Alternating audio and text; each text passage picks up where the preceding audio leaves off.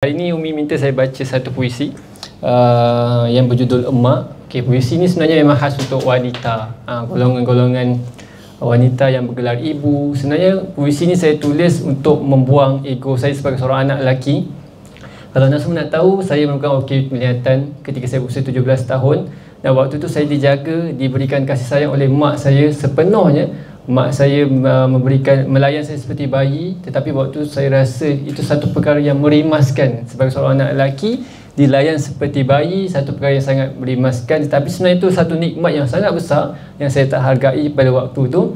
Dan apabila saya sudah meningkat usia dewasa, saya mampu berfikir dengan lebih matang. Saya cuba membuang ego saya dengan menulis puisi mak ni, dan Alhamdulillah puisi ni saya berjaya bacakan di hadapan mak saya ketika hari pelancaran buku pertama saya 3 tahun lepas. Okey, saya baca puisi ni mendata saja, tak ada nada pun sebab saya bukannya pakar dalam membaca. Okey, saya cuba bacakan sedikit.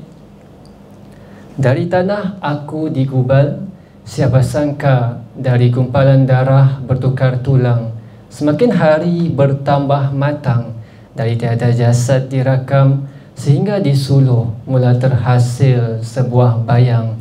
Terima kasih kerana beri aku menumpang di dalam rahim yang gelap berdindingkan kasih sayang. Meskipun tiada angin dan cahaya, namun mengapa begitu tenang?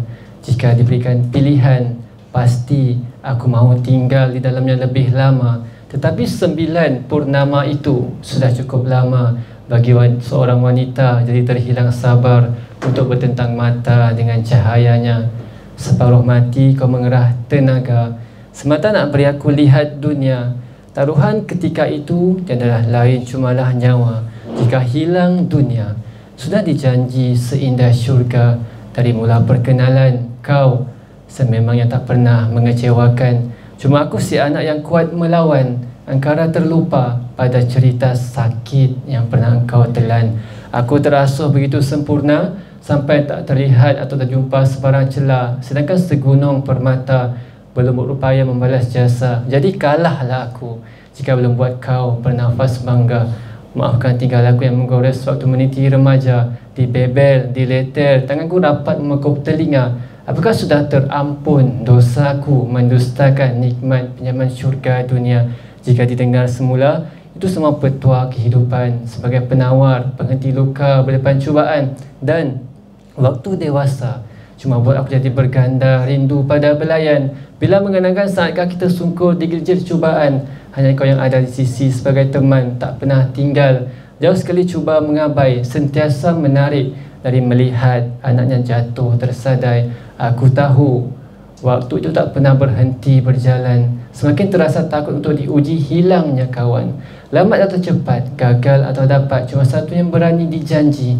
Usaha yang tak pernah terputus atau terhenti sebelum salah seorang dahulu pergi. Okey, puisi ni memang saya tulis khas untuk mak saya, dan baris akhir puisi tu memang saya tulis aku tahu waktu ini tak pernah berhenti berjalan. Semakin terasa takut untuk diuji hilangnya kawan. Sebab bila saya dah meningkat usia dewasa, baru saya sedar yang kawan yang paling utama saya adalah mak saya.